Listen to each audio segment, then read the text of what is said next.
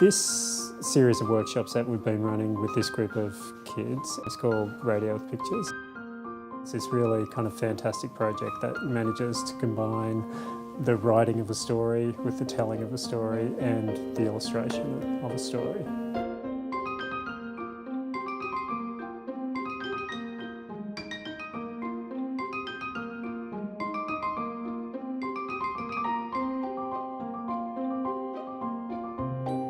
Our story is about a king has a land and everything is perfect until veggie people, the opposite to candy people, who are their enemies, try to break in and steal their land. But there's just one who won't die, and her name's Evil Queen Corinne, and they had to put a sticky bomb on her back so she could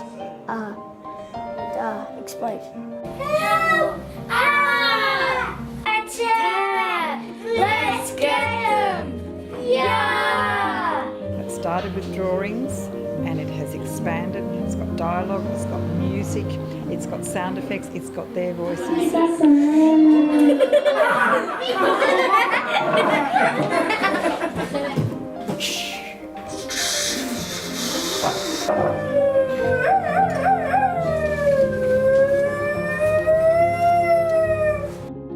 The kids reacted really enthusiastically. They started off the project by creating their own characters, which is an important step in getting them involved with the story, so they start to really connect and become emotionally involved. The fact that they end by recording their stories and having this new burst of technology and sound effects kind of really revives it and makes it all very real for them. So they've been very excited the last couple of weeks. Working in partnership with the Story Factory, it's actually a blessing to all of us, I suppose. To be able to do their own story is a really big thing, and to be heard, because each child deserves to have their own story and be heard. Me and Kobe worked on Battle of Nemesis. It's about aliens, 3 aliens in outer space, and they're trying to take over the world. We rule the world!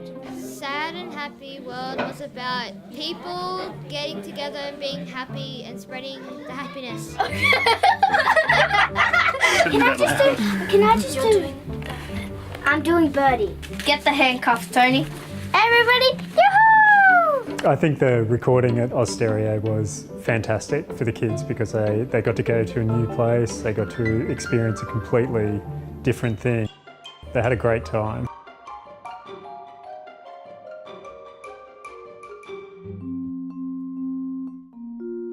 Just to be a part of anyone's life, you know, it doesn't matter how old they are, if they're pursuing something creative, I mean, that to me is like a higher place. It goes above and beyond the day-to-day aspects of life. The first illustration I did for Sydney Story Factory was the magic toothpick. I tried to keep it as close to the original 9 frames that I had to work with. I really wanted to glorify the children's work. You know, I feel honoured, I do.